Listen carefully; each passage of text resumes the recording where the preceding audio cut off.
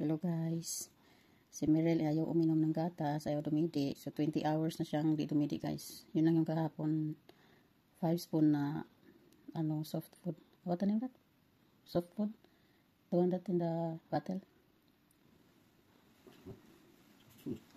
Yun lang guys yung kanyang nakain. Tapos uminom na siya ng tubig ng konti lang din. So 20 hours na ngayon. Ayaw niya pa rin dumidi. So kailangan ko nang balik sa kanya yung tube. Mirel, balikan natin ang tube ya. Mirel. Oh, ano na siya guys, 24 hours na siyang walang tube.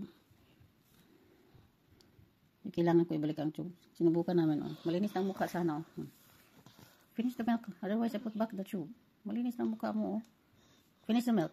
Nakahawak din siya, okay, ayaw na ibalik ang tube, eh. Mirel.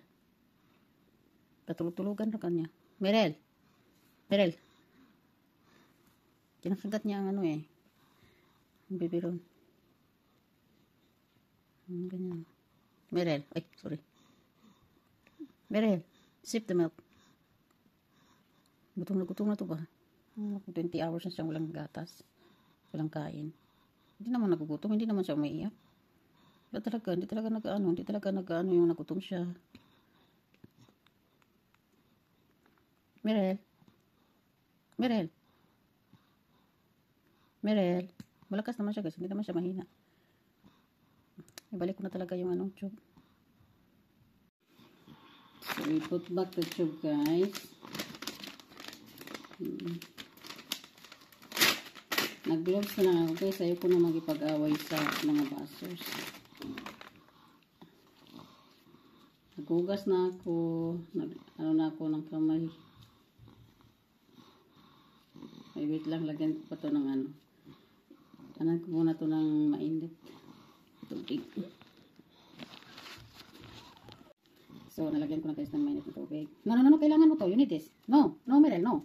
Ito na. Hinaan mo na. So, 24 hours you don't eat. You're very hungry. Pag lakas-lakas na, 24 hours walang kain. Ano lang guys, inom lang siya ng kunting tubig. Kailangan kasi makaubos siya ng 24 hours ng tubig guys na 700 ml na water. Whole day. Tapos, din. 800 ml na milk. So, hindi siya nakaubos. Mama cannot see your nose, babe. How many times I told you? Mama told you that you should eat. You should eat lang that. Why you don't eat 24 hours? I give you a chance. 24 hours. Mama, slowly. You should eat lang ka. Yeah, that is too pain. Papa is here guys, but nervyoso tong asawa ko guys.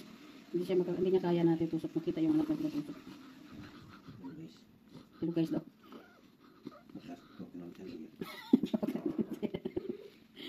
So tanggalin ko na to guys. Kasi didikit yung plaster, yung tube sa plaster. Saan yung Kasi sinipa mo naman yung magamit natin dyan. Kinukupitan ko talaga siya dito kasi para hindi nakaharang sa buho ng ilong niya. Look. 34. Ayan. Balik na lang ang tube mo. Because ayaw mo kumain. Because you don't eat lang ka. You should eat lang ka. Kaya baliktad mo itong aking kupit. Wait, change again. Nabaliktad. Sobrang talaga dito ang plaster na to guys. Sobrang dikit. Yung mga plaster na ginagamit talaga ng mga bata kadalasan, hindi talaga mag-work sa kanya. Hindi mag-work sa kanya, tinatanggal niya. Ito hindi niya matanggal. Pag tinanggal niya guys, tanggalin ang tube mo. Hindi may kami pasok sa tube niya. Wait lang.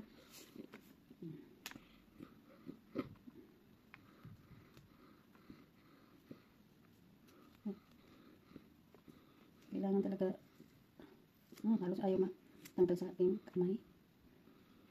Tingnan mo, 24 hours ka na wala sana ng tube sa ilong mo. Gutom na to ba? Pero hindi siya nakakaramdam. Kasi kung nakaramdam siya, pag binigyan ko ng gatas o tubig, di ba mag-iinom talaga siya. Pero ayaw niya. 24 hours na walang kain. Yun lang yung pinipilit namin siya kumain ng ng soft food, yung ready to eat na. Tingbihangan. Tingnan guys. I'm sorry guys. I'm failed. Sorry guys. You try your best guys. Sabi mo sa mga guys. You try your best ya. You try your best ya. Ayaw mo talaga kumain. Ha? Kailangan talaga natin yung expert na food therapy doon sa ano. Hindi ko alam yung natawag eh. Yung sa Munich, pinaka-expert yung na food therapy. Hospital talaga yun.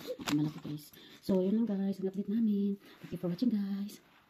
Ayan guys, nakalimutan ko pala yung video na na-check ko na yung tube nasa tiyan niya. So, ganito siya guys. Oh. Magiging pink siya. Yung blue paper, magiging pink siya. Yun po yung, kung nasa, ano yung tama yung kanyang tube.